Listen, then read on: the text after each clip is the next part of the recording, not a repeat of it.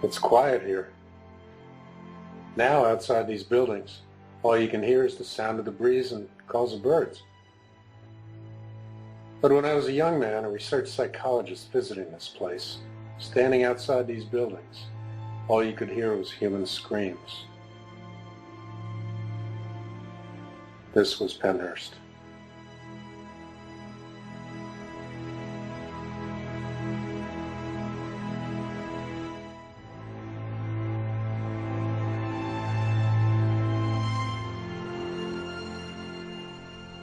Those screams, heard by Dr. Conroy years ago, like these shuttered and boarded buildings, are now silent.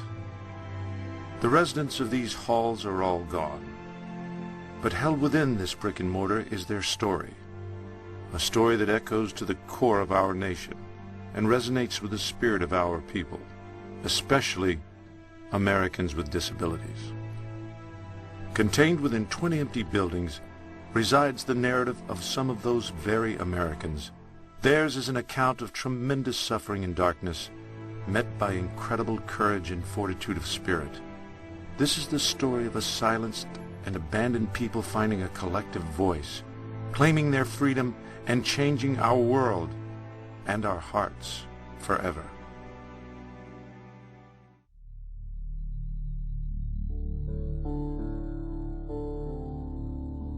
In 1908, the institution was established under the name the Eastern Pennsylvania Institution of the Feeble-Minded and Epileptic. As defined by its founding legislation, its express purpose was to be a home for the, quote, detention, care, and training of idiotic and feeble-minded persons. Time would bear out a strong emphasis on this leading directive of detention. In that time, medical treatment for the intellectually disabled consisted of forceful segregation and sterilization of youth deemed as, quote, feeble-minded. The belief was that this wholesale practice was best for the sake of the disabled and for society at large. It was social Darwinism in literal, brutal practice.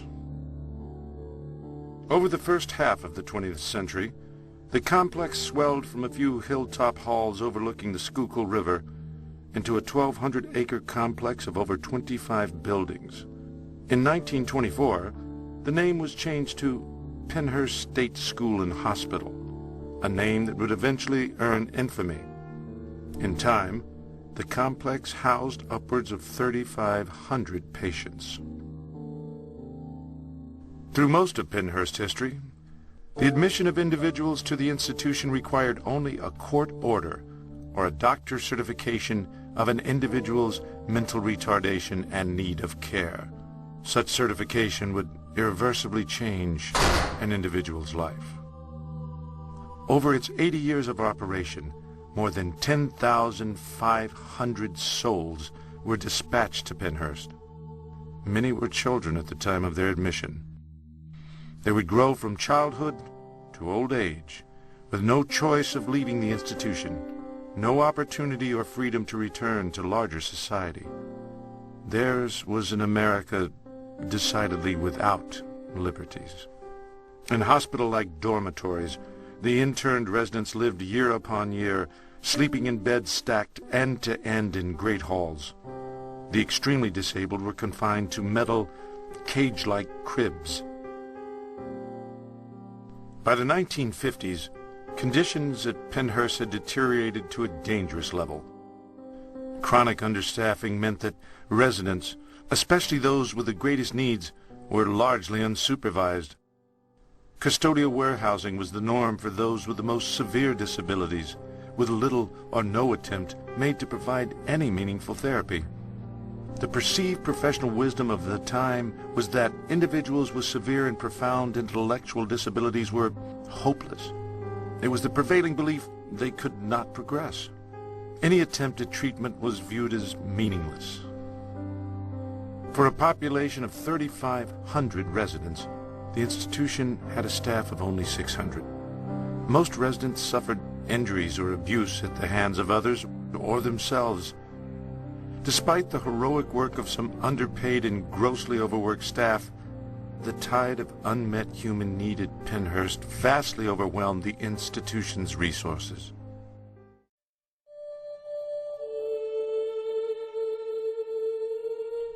The horror of life at Pen-Hurst remained neatly hidden from public view.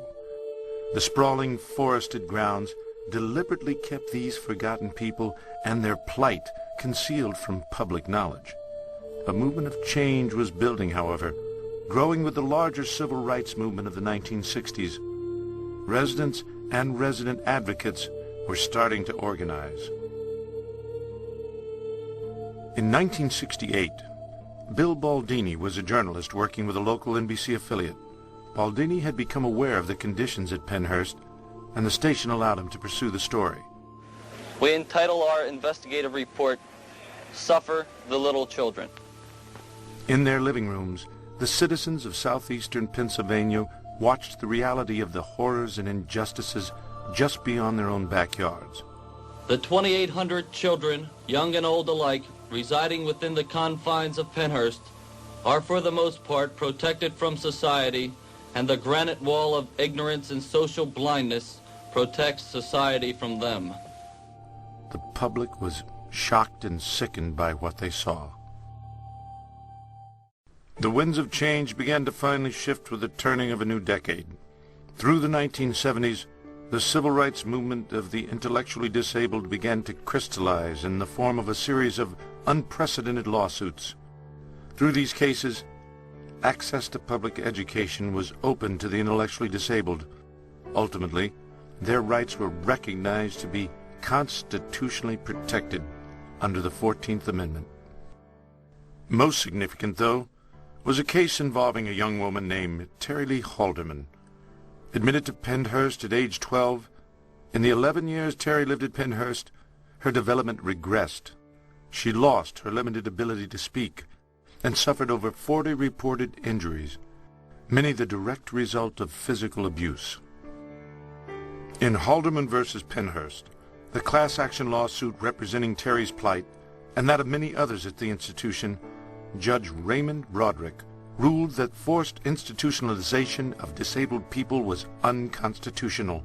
The landmark ruling ultimately closed Pen-Hurst and numerous other institutions like it. No more could the disabled be denied their rights as American citizens. No longer would those with special needs be hidden away in secluded institutions. Basic human rights and protected civil liberties were legally theirs at last.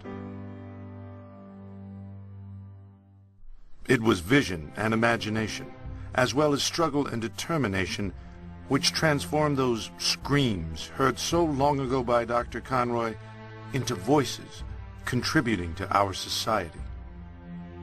It was shortly after Judge Raymond Broderick's landmark decision in Halderman versus Pen-Hurst.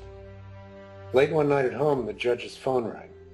He answered the phone, and on the other end, a young man said to him, in halting words, "Judge Broderick, I called to say thank you.